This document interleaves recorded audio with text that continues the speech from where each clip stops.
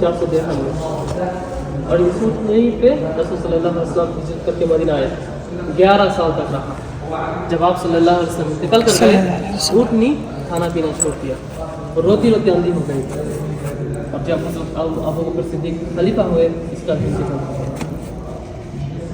ये जब तो बाकी और मदीना हरम के पास कुआं था, जो कुआं नहीं है,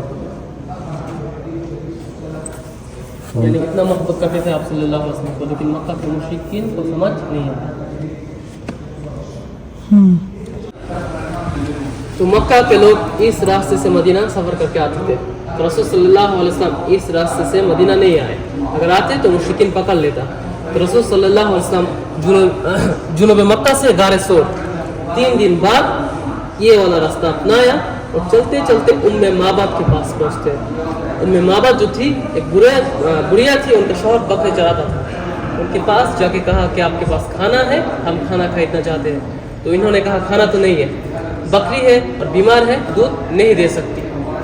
तो रसूल सल्लल्लाहु अलैहि वसल्लम बकरी को हाथ लगाया, अल्लाह से दुआ की, बकरी ने दूध देना शुरू किया और इनके बाद जितने भी बर्तन थे सब दूध से भर गए। और मक्का के मुशरिक ऐलान किया, जो भी मोहम्मद को पकड़ के लाएगा 100 ऊँट इनाम दिया जाएगा। तो 100 ऊँट के लालच में सुराका बिन मालिक नाम का एक शख्स आप सल्लल्लाहु अलैहि वसल्लम का पीछा करते करते जब पकड़ लेगा, सुराका का घोड़ा ज़मीन में धंस गया। पहले बार तो निकाल लिया, जब दूसरी बार धंस गया निकाल लिया, जब तीसरी बार धंस गया और घुटनों तक धंस गया, निकाल नहीं पाया और कहा मैं आपसे अहद लेता हूँ और कुछ नहीं कहता कि आप मेरा अमान दे दें। तो आप सल्लल्लाहु अलैहि वसल्लम फरमाया, या सुराका, एक दिन ऐसा आएगा जब हम आपको सोने का ताज और कंगन पहनाएंगे। वैसे तो मर्दों को सोना पहनना हराम है, लेकिन सिर्फ सुराका बिन मालिक को पहनाया गया था। और ये कब? हज़रत उमर के दौर पे, रसूल सल्लल्लाहु अलैहि वसल्लम के इंतकाल के बहुत बाद। और ये जो ताज और कंगन था ईरान के बादशाह का था। और ये जो सफ़र था 10 से 12 दिन का सफ़र था मक्का से मदीना।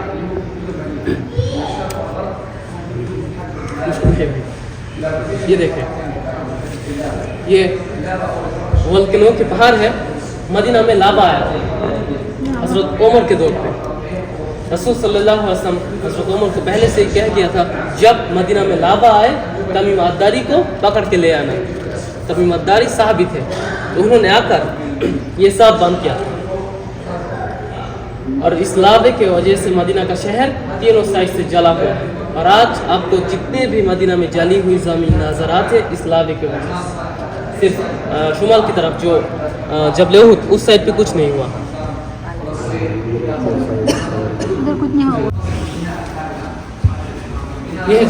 यह जंग उहद, उहद पहाड़ है और यहाँ पे एक छोटा सा पहाड़ है, इसे जबल रुमा कहते हैं। तीर को अरबी में रुमा कहते हैं। तो जंग उहद में रसूल सल्लल्लाहु अलैहि वसल्लम के साथ 1000 सहाबा का लश्कर था, जिनमें से 300 मुनाफिक हो गए। तो रसूल सल्लल्लाहु अलैहि वसल्लम 700 सहाबा का लश्कर लेके यहाँ पे आए, खेमा लगाने का हुक्म दिया। 50 सहाबा इकराम को तीर अंदाज खड़ा किया और इन सब को कहा, जब तक मैं ना कहूँ कोई भी नीचे नहीं आना। बाकी 650 मैदान में उतरे। मक्का से मुश्रिकीन आए थे, इनका कुल तादाद 3000। खालिद बिन वलीद उस वक्त भी ईमान नहीं लाए। तो आम लड़ाई लड़ने लगे। मुश्रिकीन एक समय डर से अपने खेमों पर रवाना होने लगा और ये देखकर इन सहाबी ने क्या कहा, ये जंग तो हम जीत गए। गनीमा जमा करने के लिए जैसे नीचे उतरे और खालिद बिन वलीद ने देखा पहाड़ तो खाली है, मुसलमान बहुत कम।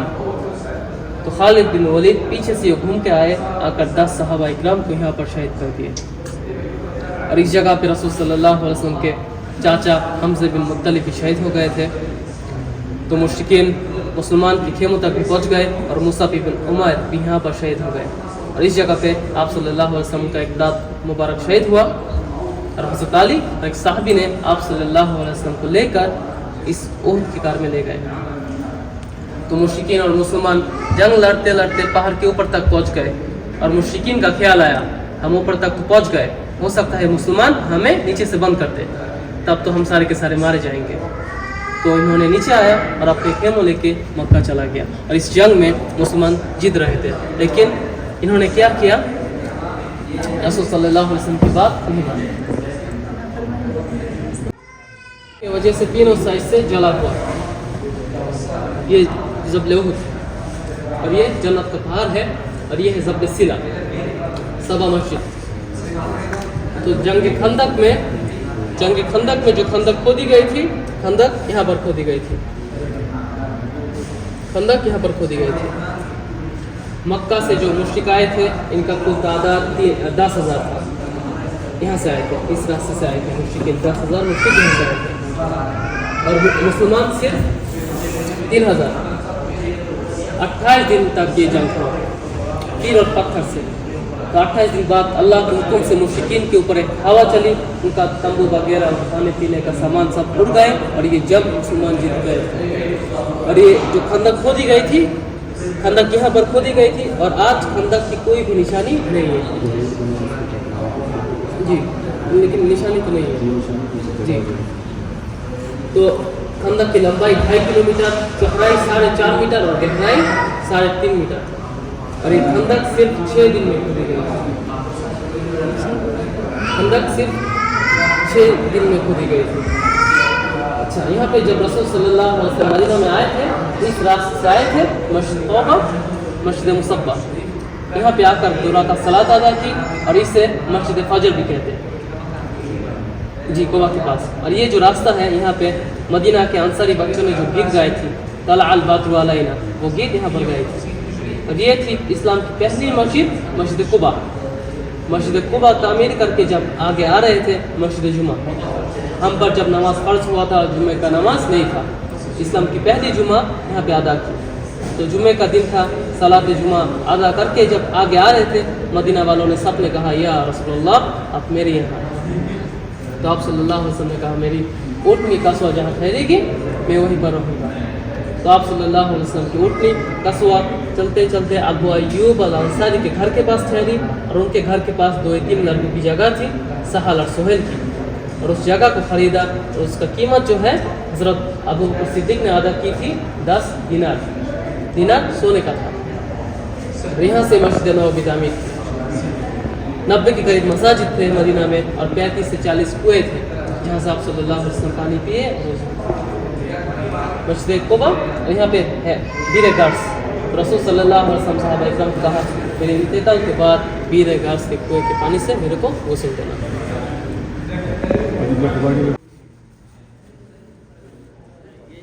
सल्लल्लाहु अलैहि वसल्लम आगे आ रहे थे, मदीना वालों ने सबको कहा, या रसूलल्लाह मेरे यहाँ है। आप सल्लल्लाहु अलैहि वसल्लम उठनी, चलते चलते अबू अय्यूब अल अंसारी के घर के पास ठहरी, और उनके घर के पास ये 2 यतीम लड़कों की जगह थी, सहल और सुहेल की।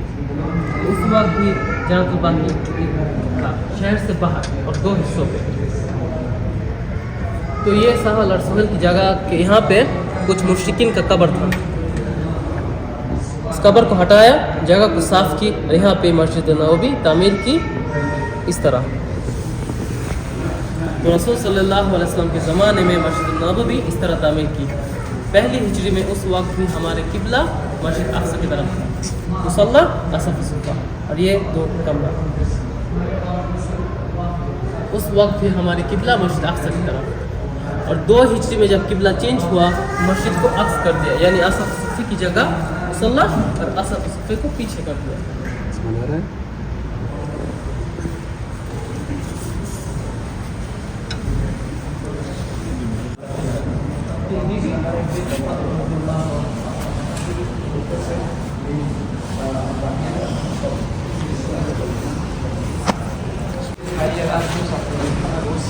ये देखा 11 हिजरी में आप सल्लल्लाहु अलैहि वसल्लम इंतकाल कर गए।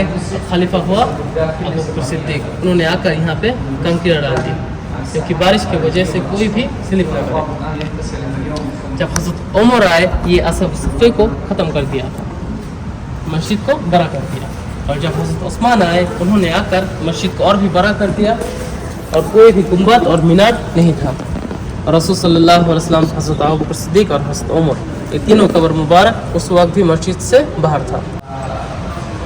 91 हिजरी में कब्र मुबारक मस्जिद के अंदर आ गए, और 4 मीनार भी, कोई भी गुंबद नहीं था। और 50 से 60 साल बाद जब खलीफा महादी अब्बासी आए, उन्होंने आकर यहाँ पे और मुमलुकियों ने आके बहुत सारा गुंबद बना दे गए, क्योंकि उस वक्त कोई भी साउंड सिस्टम नहीं था। आवाज़ को इको करने के लिए बहुत सारा गुंबद बना दे गए।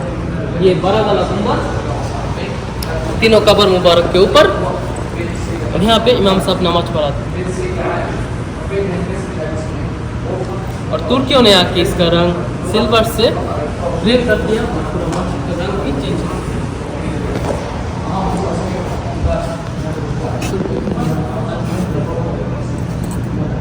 गुंबद के नीचे और एक गुंबद है।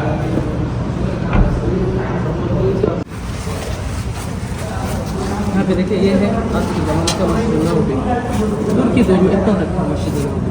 ये तुर्की गुंबद अभी भी है, मीनार भी तुर्की का, और ये पुराना मीनार इतना तक था तुर्की का। और ये सब बनाया सऊदी में। तो रसूल सल्लल्लाहु अलैहि वसल्लम के ज़माने में उनका पूरा शहर आज मस्जिद नबवी है। उनका पूरा शहर के अंदर आ गया। 10 लाख नमाजी एक साथ नमाज पढ़ सकते हैं मस्जिद के अंदर और शहर में। 10 लाख 10 लाख आज के पोजीशन में। ये है बाबा सलाम बाबा की। खाली ये इतना हिस्सा तुर्की वाले का रहता है। और ये सब छोटे वाला। पहले इमाम साहब यहाँ पे देखिए, ये थी कमरा हज़रत आयशा, ये हफ्सा, और ये फातिमा रज़ियल्लाहु अन्हा, और ये है सहन गुजरा। और इसी सहन पे तीनों कब्र मुबारक। और ये जो दीवार है एल शेप में, उस साइड पे मस्जिद नबवी। और जैसे जैसे पुराना होते गए, उमर बिन अब्दुल अजीज़ की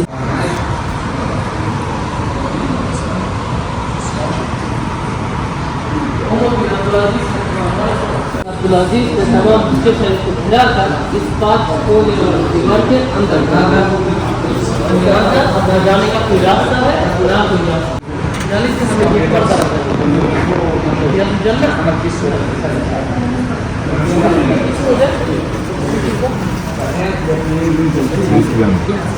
आगे ये देखो, ये है जन्नत इस साइड पे। अब लेडीज तीनों कब्र मुबारक से बहुत दूर। जब आप रियाजुल जन्ना पे, और हम जब रियाजुल जन्ना पे नमाज पढ़ने जाते हैं तो रसूल सल्लल्लाहु अलैहि वसल्लम के बहुत पास, क्योंकि उनका सर मुबारक रियाजुल जन्ना की तरफ है। और हम जेंट्स जब यहाँ से जाते, ये है बाबा सलाम बाबा की। यहाँ से जब जाते ना, रसूल सल्लल्लाहु अलैहि वसल्लम जब सलाम देते, उनका चेहरा मुबारक हमारे तरफ, क्योंकि उनका चेहरा मुबारक किबला की तरफ है, और पैर मुबारक जन्नत बाकी की तरफ है। इस साइड नहीं है, उस साइड से सर है। सर मुबारक रियाजुल जन्ना की तरफ, चेहरा मुबारक किबला की तरफ, और पैर मुबारक बाकी की तरफ। कलाउन उनके ज़माने में इस तरह गुंबद बनाया था, और 200 साल बाद इस गुंबद में आसमानी बिजली गिरने से आग लग गया। और इस गुंबद को जब दोबारा बनाया, ये गुंबद बनाया।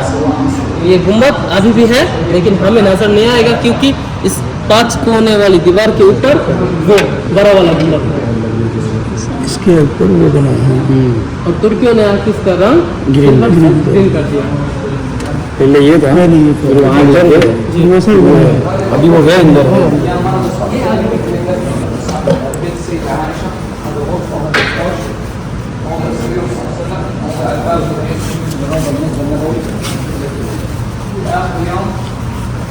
ये देखिए, ये जगह था।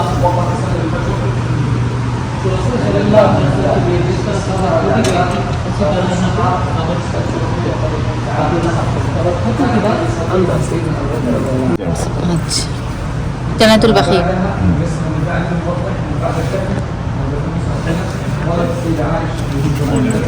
अगर 2 पत्थर है तो वो लेडीज है।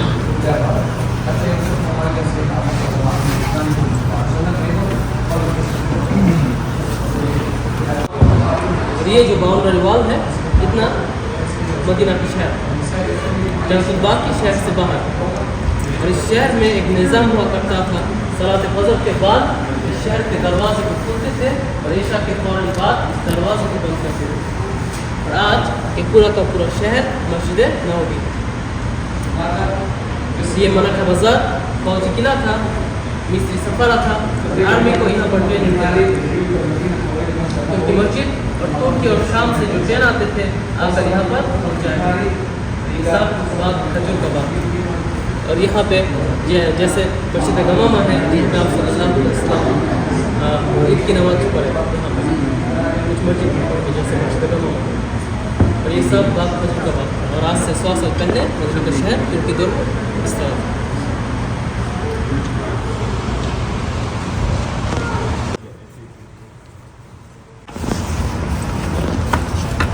ये देखिए, ये थी कमरा हज़रत आयशा, ये उनका सहन। तो अम्बिया रसूल जहाँ पे इंतकाल करते उनका कब्र वहीं पर करते। सही। तो रसूल सल्लल्लाहु अलैहि वसल्लम के आखिरी लम्हात यहाँ पर गुजारे और इस चारपाई को हटाकर यहाँ पर कब्र खोदी गई थी।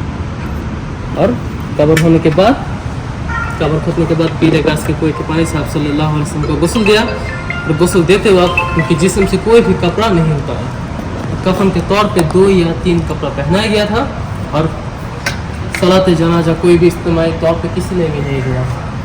फर्दन दाखिल होते गए, यहाँ से बाहर आ गए। और 2 या 3 दिन बाद आप सल्लल्लाहु अलैहि वसल्लम को कब्र में उतारा गया।